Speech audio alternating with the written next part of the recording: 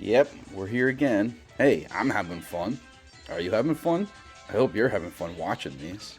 I mentioned a few days ago Bitcoin, how I should have bought it, or at least like telling my younger self to buy Bitcoin. And that was kind of a joke and also kind of not. So I wanted to tell the story of how I should have bought Bitcoin when I was younger because I almost did. Now, to preface this, I'm not really into cryptocurrency as a whole. Um, you just see how I got destroyed, by the way, really quickly by the AI right there. Very unfair game. I hope I'm not crazy.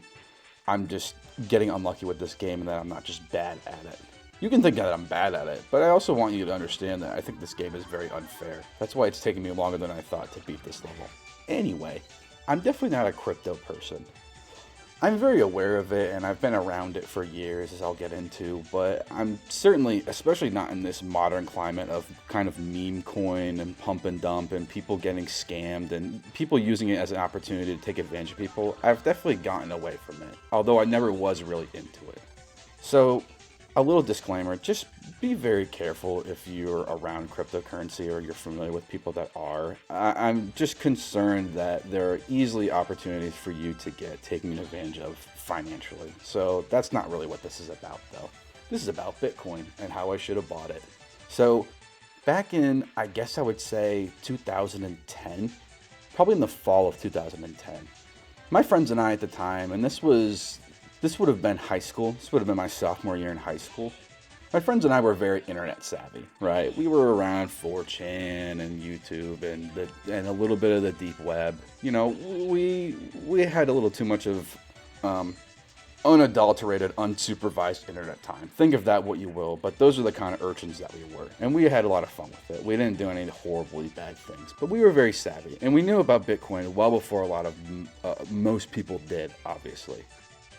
And so the idea came up between my friends. One of our many schemes was that we should all pitch in like $5 and get like a $20 prepaid Visa card because none of us had credit cards at the time. Obviously, we were 15 or 16. And let's try to buy some Bitcoin, however much $20 could get us on whatever website was at the time. I think Coinbase was still very active at the time. And this seemed like a good idea. Like we were all kind of behind it. But unfortunately, we were also the kind of people who were just always up to ideas like that. We were very much ideas people, but not executioners or closers on our ideas. We were a lot like the gang in Always Sunny. If the gang came up with all these kooky ideas and then just never did them and went on to go play video games or hang out and watch movies, we didn't really do a whole lot as a group. But we thought of a lot of good ideas, and this is one of our good ideas. Now, we never did buy Bitcoin, and I didn't buy any until I was much later in life. None of our crew did. We just kind of had thought about it and then forgot about it. And unfortunately, I've come to find out not too long ago just how much we lost out on doing the math. And I'll try to put the math up here. This is apparently what the internet is telling me Bitcoin would have been worth in late 2010. And this is about how much we would have gotten in Bitcoin. This is how much that Bitcoin would have been worth at, and I'm doing very generous here and assuming I wouldn't have sold it when it hit $2, you know. I'm assuming we would have held out for a bit. But this is how much Bitcoin would have been worth, even at a very generous $15,000.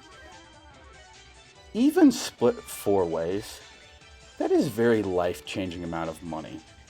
I would like to say that we lost out on quite a lot by not taking that opportunity.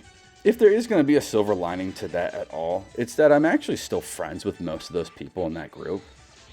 Funny enough, it's not really something that we talk about. I think we all know the story. We've maybe referenced it once or twice that we almost bought Bitcoin when we were 15, and that maybe we should have. But beyond that, we've never really talked about it. And I don't blame us for not mentioning the fact that we all could maybe have been millionaires by now. That's something we'd like to forget about and just kind of move on with our life.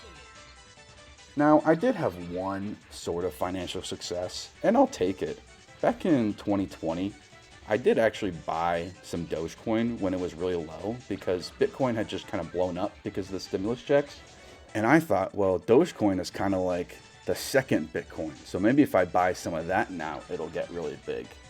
kind of thinking people will move on to Bitcoin once they've seen it's blown up and they couldn't have gotten in early enough and they'll want to try something else. And I got pretty lucky. I made about $5,000 off of a $150 investment. And I would say for me, with no investing experience, just kind of that minor insight, I got very lucky. I got pretty good with that, and I'm happy with that $5,000. Frankly, it's not as satisfying as if I had been a millionaire by now, but I'm gonna take it. I could sit here and be upset with my mistakes. I could sit here, and I admit I have from time to time thought about where life would be right now if I was a Bitcoin millionaire, if I had even gotten that far and saved it and invested it well.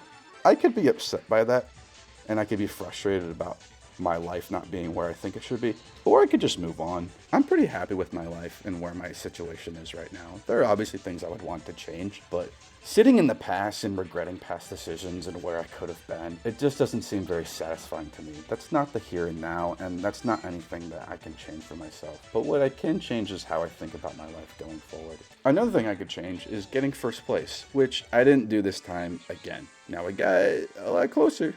I'm doing a lot better. But second place still isn't cutting it. You need to get first place to pass this level. So I'm going to keep trying. I'm going to keep moving on. I'm not going to regret the fact that I lost again. We're just going to keep moving. So see you next week, I guess.